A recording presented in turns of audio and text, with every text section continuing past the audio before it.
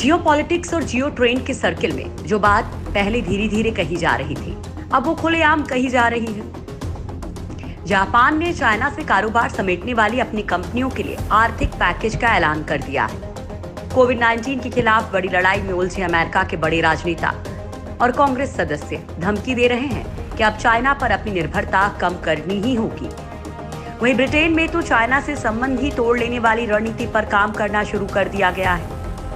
Germany, France और Canada ने अपने यहाँ चीनी निवेश को बिल्कुल सीमित करने का ऐलान कर दिया है। तो इटली के लोग चाइना को दुनिया का दुश्मन नंबर 1 बताने लगे हैं। खतरा भारत के लिए बड़ा है, क्योंकि मौका देखते ही चीनी कंपनियों ने भारत के सबसे बड़े प्राइवेट बैंक HDFC में करोड़ों शेयर खरीद लिए हैं। हालांकि भारत की पॉलिसी पहले से ही बहुत सख्त है। आम बजट 2020-21 में वित्त मंत्री ने पहले ही ये मंशा जता दी थी कि भारत चाइना पर तमाम रोजमर्रा के उत्पादों के लिए अपनी निर्भरता खत्म करेगा। इस बारे में दुनिया में चल रही कवायदों को देख भारत सरकार आगे भी नीतियों में बड़े बदलाव की तैयारी में है। लिहाजा ज्यादा फायदा तो नहीं उठाया जा सकता है, लेकिन कोरोना से निपटने के बाद पूरी दुनिया चाइना से तगड़ा बदला लेने के मूड में आ गई है। लिहाजा फायदे के लिए विन विन सिचुएशन बनने वाली है। लिहाजा दोस्तों, वीडियो पूरा देखिए, क्योंकि हम बताने वाले हैं कि कोरोना के बाद शुरू होने वाले महासंग्राम में भारत सबसे बड़ी जीत गेन कर सकता है। चाइना को अलग थलग करने में जुटा ब्रिटेन। सबसे पहले बात करते हैं ब्रिटेन की। अमेरिकी राष्ट्रपति डोनाल्ड ट्रंप के बाद अब कोरोना को मात देकर फिर से काम पर लौटे ब्रिटेन के प्रधानमंत्री बोरिस जॉनसन भी चाइना को विश्व बिरादरी से बेदखल करने के संकेत दे चुके हैं। बोरिस जॉनसन के ये संकेत यूं ही नहीं है। बोरिस जॉनसन ने कोरोना वायरस के फैलने के कारणों का पता लगाने के लिए कोबरा इंटेलिजेंस यूनिट का गठन किया था। बोरिस जॉनसन को कोबरा कमेटी ने रिपोर्ट दी है कि ब्रिटेन को चाइना के साथ संबंधों का दोबारा मूल्यांकन करने की जरूरत है। वे चाहते हैं हाईटेक और रणनीतिक उद्योग में चीनी निवेश पर नियंत्रण होना चाहिए। ब्रिटिश कूटनीतिज्ञ और चाइना में काम कर चुके चार्ल्स पार्टनर का कहना है कि लंदन पेइचिंग के रिश्ते पर दोबारा विचार की जरूरत है, क्योंकि चाइना इसे दीर्घ अवधि के लिए पश्चिमी देशों के साथ प्रतियोगिता के रूप में देखता है। ब्रिटेन में कोरोना वायरस से 10,000 से ज्यादा मौतें हो चुकी हैं। एक ब्रिटिश मीडिया रिपोर्ट के मुताबिक ब्रिटेन डिजिटल कम्युनिकेशन और आर्टिफिशियल इंटेलिजेंस जैसे हाईटेक चीनी कंपनियों पर प्रतिबंध लगाना चाहता है और फिर अपनी विभिन्न यूनिवर्सिटीज में चीनी छात्रों की छटाई करेगा। कोबरा कमेटी ब्रिटेन के ग्रुप ऑफ मिनिस्टर को बताया है कि चाइना ने अपने यहाँ कोरोना के केस और मौत की संख्या कम कर बताई है और व्हाइट हाउस में भी अमेरिकी खुफिया एजेंसी CIA ने कुछ ऐसा ही बोला था। खुफिया एजेंसियां इस बात पर जोर दे रही हैं कि चीनी गतिविधियों पर कुछ महीने तक नजर रखी जाए। ब्रिटेन के MI5 के नए डायरेक्टर जनरल केन मैकुलम महीने के अंत में पदभार ग्रहण करेंगे और वो इस वादे के साथ लाए जा रहे हैं कि संगठन अब चाइना पर विशेष नजर रखेगा। ब्रिटेन की गृह मंत्री प्रीति पटेल, रक्षा मंत्री बेन वॉलिस, संसद में लीडर ऑफ हाउस जैकब रीस-मॉग भी चाइना को संदेह की नजर से देखते हैं। हालांकि डेविड कैमरन और जॉर्ज ऑसबोर्न की सरकारों में चीनी निवेश को महत्वपूर्ण बताया गया था। ये निवेश न्यूक्लियर पावर और टेलीकॉम क्षेत्र में हो रहे थे। हालांकि जब टरीजा ने पदभार ग्रहण किया तो उन्होंने चीनी जनरल न्यूक्लियर पावर ग्रुप के इन्वेस्टमेंट की समीक्षा के आदेश दिए थे, लेकिन बाद में इसे मंजूरी दे दी गई। चाइना से अपनी कंपनियां निकाल रहा जापान। कोरोना के समय बेशक चीन पूरी दुनिया में राहत सामग्री बेच कर मुनाफा कमा रहा हो, लेकिन जापान ने उसे बेहद जोरदार झटका दिया है। जापान ने अपने देश की सभी कंपनियों से कहा है कि वे तुरंत अपनी फैक्ट्रियों को चाइना से निकालकर जापान और अन्य देशों में शिफ्ट करने पर काम शुरू कर दे।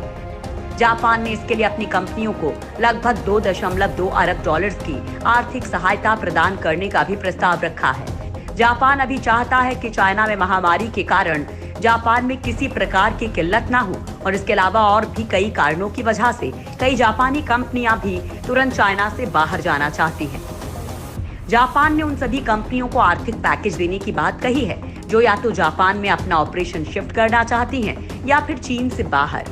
चीन में अभी कोरोना के कारण अधिकतर उत्पादन ठप पड़ा है, जिसके कारण जापान में कुछ चीजों की भयंकर कमी हो गई है। अमेरिका में खुलकर हो रही चाइना पर बैन की मांग।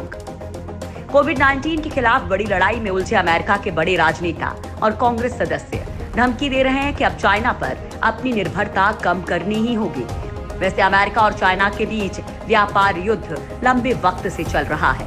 हालांकि कुछ वक्त पहले सुलह के संकेत मिल रहे थे, लेकिन अब अमेरिका के वर्चस्व का संकट पैदा हो गया है, क्योंकि कोरोना के संकट से चाइना को व्यापारिक तौर पर बहुत फायदा हुआ है। वहीं अमेरिका समेत पूरी दुनिया के देशों को तगड़ा आर्थिक नुकसान झेलना पड़ा है और ये नुकसान लगातार बढ़ रहा है। ऐसे में अमेरिका कोरोना वायरस को चीनी वायरस बताने के साथ ही खुलकर चीन का विरोध कर रहा है, साथ ही अपनी कंपनियों को चीन से निकालने की तैयारी में जुट गया है। दुनिया में चीन के खिलाफ माहौल। कोरोना से मात खा चुके बहुत से देश इस वक्त गुस्से में हैं, जो एक बार कोरोना संकट खत्म हो जाने के बाद बीजिंग से इसका हिसाब बराबर करने के मूड में है। इटली में तो चाइना के खिलाफ सोशल मीडिया पर ढेर सारी पोस्ट लिखी गई हैं। इटली में लोगों के बीच से चाइना से मुआवजा मांगने तक की बात सामने आ चुकी है। सीधे तौर पर इटली की सरकार ने तो चाइना के खिलाफ कोई कड़ा रुख अख्तियार नहीं किया है, लेकिन संभव है कि इस बीमारी से निजात पाने के बाद बड़ी कार्रवाई का मानस बना लिया है। वहीं जर्मनी, फ्रांस समेत कई यूरोपीय देशों और कनाडा, ब्राजील तो पहले ही चाइना से खफा हैं, जो इस बीमारी से हुई मौतों के बाद किसी भी सूरत में चाइना की गलती को माफ करने के मूड में नहीं है। अभी उथल पुथल की स्थिति है, सरकारें लोगों की जिंदगियां बचाने में लगी हुई हैं। लिहाजा संकट से निपटने के बाद संभव है कि दुनिया की कई ताकतवर शक्तियां यानी कि मुल्क चाइना से हिसाब किताब बराबर करेंगे। फायदे की स्थिति में आ सकता है भारत। जापान के पीएम शिंजो आबे ने पीएम मोदी से बात की है, जिसमें कोविड-19 के खिलाफ साझा सहयोग के अलावा इस महामारी के बाद के माहौल में साझा आर्थिक सहयोग के मुद्दों पर भी चर्चा हुई। क्योंकि चीन में काम करने वाली जापानी कंपनियों को वहां से अपना बोरिया बिस्तर समेटकर बाहर उत्पादन करने के लिए $2 अरब का फंड दिया है, लिहाजा वो भारत में ज्यादा से ज्यादा कारोबार स्थापित कर सकती हैं। वहीं US India strategic and partnership forum के मुताबिक अमेरिका चीन के बीच ट्रेड वॉर के चरम पर चीन में उत्पादन करने वाली 200 अमेरिकी कंपनियां पिछले साल ही भारत में निवेश की इच्छा जता चुकी हैं। अब कोरोना वायरस की उत्पत्ति के लिए चीन के जिम्मेदार होने से ये कंपनियां भारत में निवेश के लिए और भी जल्दबाजी दिखा सकती हैं। इलेक्ट्रॉनिक मोबाइल जैसी जापानी और अमेरिकी कंपनियों को लाने में सफलता इसलिए भी मिल सकती है क्योंकि हाल ही में सरकार ने इन क्षेत्रों में निवेश के लिए 30,000 करोड़ से ज्यादा के पैकेज का ऐलान किया है। लेकिन ये तभी संभव हो सकता है जब केंद्र और राज्य दोनों ही सरकार एकजुट होकर काम करेगी, क्योंकि सिर्फ केंद्र की तरफ से तत्परता दिखाने से काम नहीं बनने वाला है। वैसे मोदी सरकार निवेश को लेकर ऐसी नीति बना रही है जो केंद्र और राज्य दोनों जगह मान्य होगी। राज्य सरकार की तरफ से केंद्र के फैसले में राजनीतिक या अन्य वजहों से रोड़े नहीं अटकाए जा सकेंगे।